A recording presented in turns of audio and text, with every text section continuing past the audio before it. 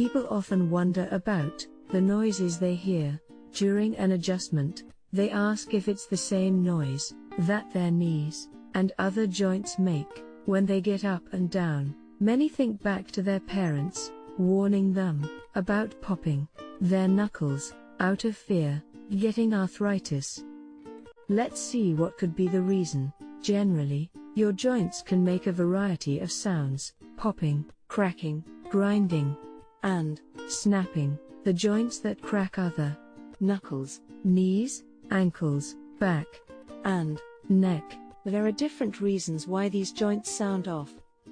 This symphony of sounds is normally caused by one of three things: escaping gases. Scientists explain that synovial fluid present in your joints acts as a lubricant. The fluid contains the gases like oxygen, nitrogen, and carbon dioxide. When you pop or crack a joint, you stretch the joint capsule.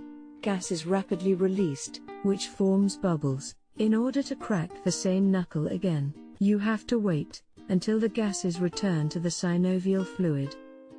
The second reason might be movement of joints, tendons, and ligaments. When a joint moves, the tendon's position changes and moves slightly out of place. You may hear a snapping sound as the tendon returns to its original position. In addition, your ligaments may tighten as you move your joints. This commonly occurs in your knee or ankle and can make a cracking sound.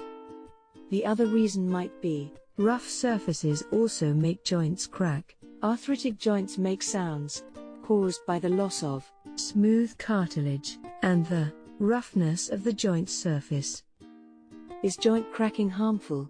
If you are feeling pain when your joints pop, then you should seek a healthcare professional. In terms of knuckle cracking, some studies show that knuckle cracking does not cause serious harm. Other studies show that repetitive knuckle cracking can do some damage to the soft tissue of the joint. It may also lead to a weak grip and a swelling hand.